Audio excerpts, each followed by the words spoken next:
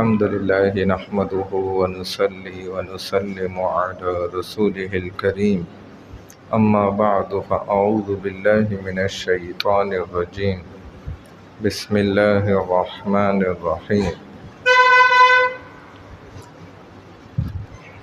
شرعی مسائل کا ذکر چل رہا تھا، قربانی کے مسائل بھی ذکر ہوئے، اس کے بعد عید اور اس کے بعد کے کرنے والے اعمال اسلام کے اعتبار سے جو اسلام نے ہمیں تعلیمات دی ہیں اس کے مطابق عید پر بھی اور عید کے بعد کے ایام میں بھی انسان کو چاہیے کہ اپنے رشتہ داروں سے، قریبیوں سے تعلق کو اور مضبوط کرے۔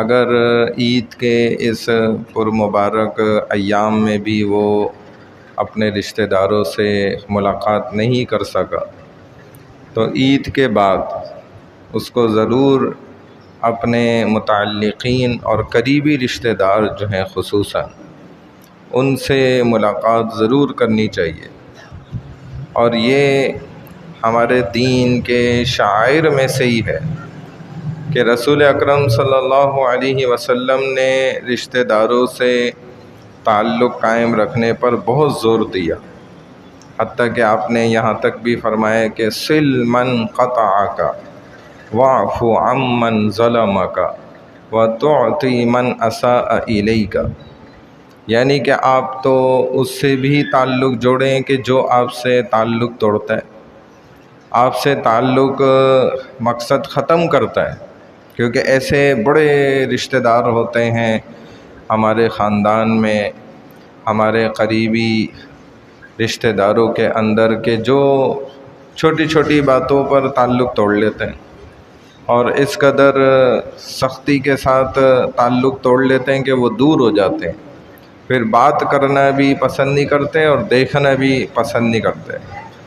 چنانچہ ایسے رشتہ داروں کو تو خصوصاً پہچان کر کے اور ان سے تو تعلق رکھنا یہ بہت ضروری ہے کہ ہم اپنی طرف سے ان کے ساتھ جو ہے نا نرمی کا برتاؤ رکھیں، اور یہ بات یاد رکھیں کہ پوری شریعت میں اور پورے اسلام میں اور پورے قرآن میں یہ بات آپ کو کہیں پہ بھی نہیں ملے گی کہ جو ضرورت مند ہیں وہ آپ کی طرف خود آئیں کہ جی زکوٰۃ سال پورا آپ کا ہو گیا، دروازہ کھٹکھٹائیں اور کہیں کہ جی آپ کا تو سال پورا ہو گیا، زکوٰۃ ادا کریں، جی قربانی ہو گئی آپ کی، گوشت دے دیں، جی فلانا مصرف جو ہے وہ پورا ہو گیا، اب یہ چیز دے دیں، وہ چیز دے دیں۔ ایسا نہیں، پوری شریعت میں کہیں آپ کو یہ بات نہیں ملے گی کہ سائل سوال کرنے والا آپ کی طرف آئے، اس کو یہ کہا ہی نہیں گیا کہ آپ جائیں، بلکہ الٹا معاملہ ہے کہ جس کی ضرورت پوری ہوئی ہے، جو زکوٰۃ کا صاحب نصاب بن گیا، اس کو لازم کیا قرآن نے، پوری شریعت نے کہ آپ اب فوری طور پہ تلاش کریں، ڈھونڈیں اور زکوٰۃ جا کے صحیح جگہ پہ ادا کریں، اور سب سے پہلے اپنے رشتہ داروں کے اندر تلاش کریں کہ جو غریب ہیں اور سفید پوش ہیں ان کو فوری طور پہ تلاش کر کے ڈھونڈ کے انہیں ادا کریں۔ ایسے آپ نے قربانی کی ہے تو آپ فوری طور پہ ایسے ہی قریبی رشتہ داروں کو پہلے گوشت پہنچائیں، اور اسی طرح کے معاملات جب جب آپ کی زندگی میں آتے رہیں تو آپ کی اپنی ذمہ داری ہے کہ آپ نے جا کے ادا کرنا ہے، اور اگر یہ وقت آ گیا کہ انہیں آ کر سوال کرنا پڑ گیا تو یہ آپ کی برائی ہے۔ لوگ اپنی برائی کو بھی ہم کیا کرتے ہیں، دوسرے پر ڈال دیتے ہیں۔ جیسے اس کی ایک اعلیٰ مثال میں آپ کو دے دیتا ہوں کہ نماز میں اگر کسی کا موبائل بج جاتا ہے نا، پھر آپ تماشا دیکھیں نماز کے بعد، اب اس بیچارے کو شرعی مسئلہ بھی نہیں پتہ اور وہ بجتا رہا، اس میں گانے کی ٹون لگی تھی، بج رہی ہے۔ اب ماشاءاللہ یہ نماز کے بعد کیا ہوگا کہ جی اس کو لوگ ایسے تانے دیں گے، ایسے باتیں سنائیں گے کہ جیسے اس نے بہت بڑا گناہ کیا ہے۔ واقعی اس نے کوئی نیکی تو نہیں کری ہے، تو میں بھی نہیں کہہ رہا، لیکن اس سے بڑا گناہ ہم نے کیا کہ ہماری نماز اس قابل ہے کہ ہماری توجہ بات بات پہ ادھر ادھر چلی جاتی. یہ کیسی نماز ہوئی؟ ایک بزرگ نے یہ واقعی صحیح سمجھایا.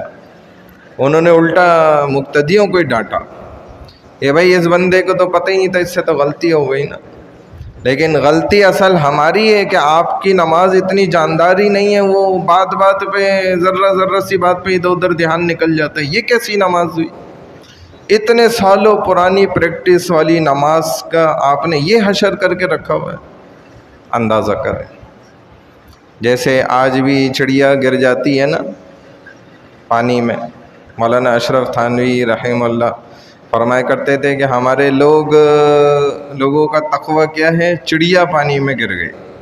پانی کا تقوی ہے، کہتے تھے پانی کا تقوی ہے. کیا مطلب؟ لوگ پوچھتے تھے حضرت اس بات کا کیا مطلب ہے؟ فرماتے تھے کہ ہمارے لوگوں کا چڑیا گر گئی نا پانی میں، یہ تقوی رہ گیا. یہ ہے تقوی اثر کہ جی چڑیا گر گئی پانی میں، اب جی پاکی کیسے حاصل ہوگی پانی سے؟ اب جو ٹینک ہے وہ پاک کیسے ہوگا؟ یہ مسائل لوگ پوچھنے آتے ہیں. یہ نہیں پوچھنے آتے ہیں جی حضرت میرے مال کے اندر جو ہے مردار ہاتھی گر گئے ہیں کئی سارے، وہ کیسے میرا مال پاک ہوگا؟ یہ نہیں پوچھنے آتے ماشاءاللہ. سمجھ گئے بات؟ تو ایک چھوٹی سی چڑیا یا چوہیا جو ہے نا جب ٹینک میں گر گئی اور پھل پھٹ گئی وہ، اور اس کی پاکی کے لیے یہ تقوی رہ گیا، پانی والا تقوی.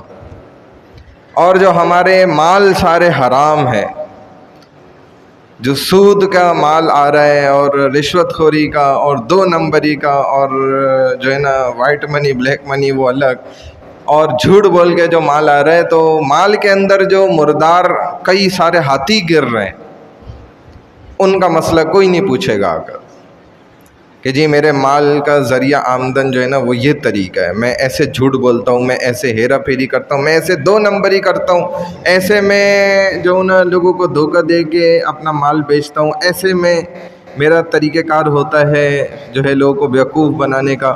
یہاں سے میں ایسے رشوت پکڑتا ہوں، ادھر سے میں کھاتا، میرا کھلا ہوا ہے یہ، ادھر سے مال الگ یوں آتا ہے.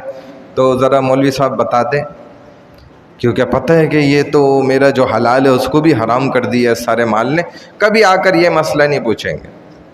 تو جو مال کے اندر پورے مردار ہاتھی گر رہے ہیں، کھا جاتے ہیں اور ڈکار بھی نہیں لے رہے ماشاءاللہ، تو بھائی یہ نہیں ہونا چاہیے.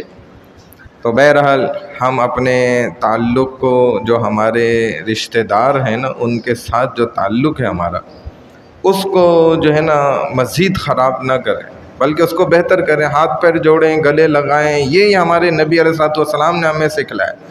اصل تقوی یہ نہیں ہے کہ میں نے ٹوپی اچھی پہنی ہے اور پگڑی اچھی باندھ لی ہے اور میں نے سنت لباس یہ لمبا چوڑا اور ٹخنوں سے اوپر میری شلوار ہے اور تسبیح میرے ہاتھ میں ہے اور چہرے پر نور ہے. یہ کوئی تقوی نہیں ہے. یہ میرے نبی نے نہیں فرمایا کہ یہ تقوی ہے صلی اللہ علیہ وسلم. یہ اللہ نے بھی کہیں نہیں کہا کہ یہ تقوی ہے، بلکہ آپ قرآن اٹھائیں پڑھیں تو آپ کو خود پتہ چل جائے گا کہ تقوی انہوں نے کس بات کو کہا ہے.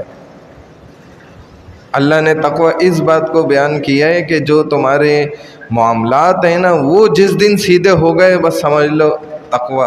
اس کا جو چیک کرنے کا تھرمامیٹر ہے نا، فائنل تھرمامیٹر، وہ یہی ہے کہ جب انسان پورا 100% اس بات پر آ جائے نا کہ میں نے جھوٹ ذرہ بھی نہیں بولنا اپنے کاروبار میں نے 2 نمبری ذرہ برابر بھی نہیں کرنی، اگلے کو میں نے اتنا سا بھی دھوکہ نہیں دینا، حرام اور سود کے مال کی طرف میں نے اتنا سا بھی نہیں جانا، شک کی طرف بھی میں نے نہیں جانا.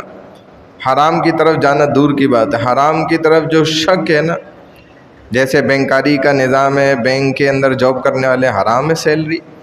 اب لیکن وہ جی ہم راستے کیا تلاش کرتے ہیں؟ جی آخری بس حد مل جائے جدھر جواز کا ہمیں کوئی راستہ حاصل ہو جائے.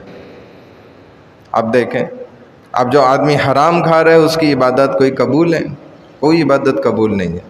صرف اللہ کی طرف سے فرشتے نشان لگا دیتے ہیں، ہاں اس نے فجر پڑھ لی، ظہر پڑھ لی، عصر، ثواب وباب کچھ نہیں ملتا.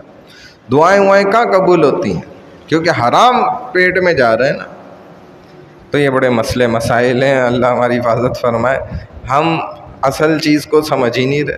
تو تقوی یہ چیز ہے کہ ہمارے معاملات کیسے ٹھیک ہو جائیں. ابھی رشتہ داروں کے ساتھ معاملات خراب ہیں، ہم عبادات تو کر رہے ہیں ماشاءاللہ، سب چیزیں کر رہے ہیں، لیکن ہمارے تعلق اچھے نہیں ہیں جس وجہ سے ہمارے اعمال ضائع ہو رہے ہیں.